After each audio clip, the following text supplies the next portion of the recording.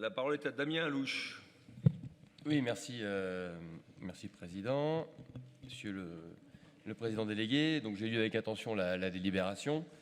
J'ai quelques petites remarques de forme, mais que j'avais déjà formulées au Président délégué la semaine passée. Pour le collège André Dunouet de Segonzac, il est marqué que c'est un collège 1000.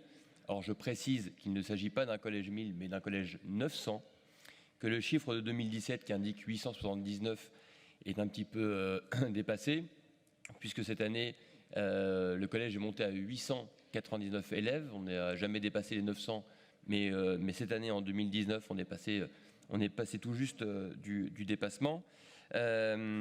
Et donc j'alerte encore une fois, mais comme je l'ai fait à plusieurs reprises dans cette enceinte, sur les difficultés qui sont donc devant nous.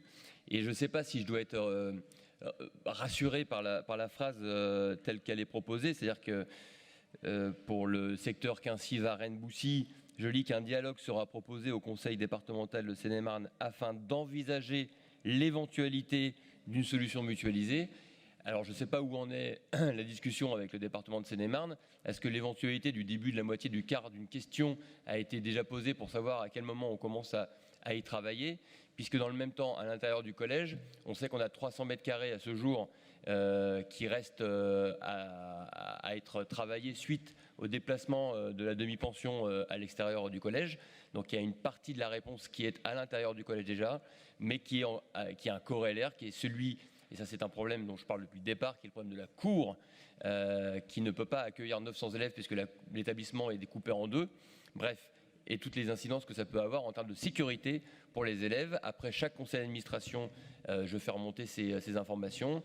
Un courrier de la part des équipes et des parents d'élèves avait été envoyé et ils m'ont fait le retour que du coup ils n'avaient reçu aucun retour de la part du conseil départemental depuis ce courrier, malgré le fait que nous ayons été reçus par l'éducation nationale il y a quelques mois de cela. Donc je mets encore une alerte sur ce secteur.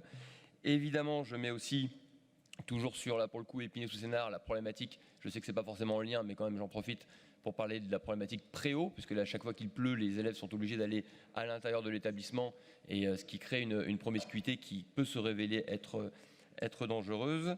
Et puis j'ai une autre question, alors là pour le coup, sur les 8 nouveaux collèges. Sur Sénart, donc on est d'accord qu'on passe de l'autre côté de la forêt de Sénart, derrière Tigerie, Saint-Père-du-Père et Saint-Try, voire Saint-Germain.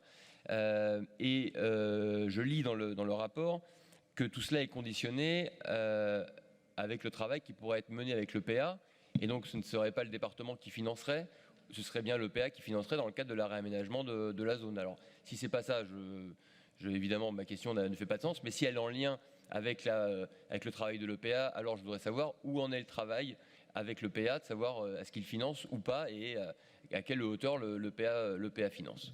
Je vous remercie. J'en ai terminé. Merci. La parole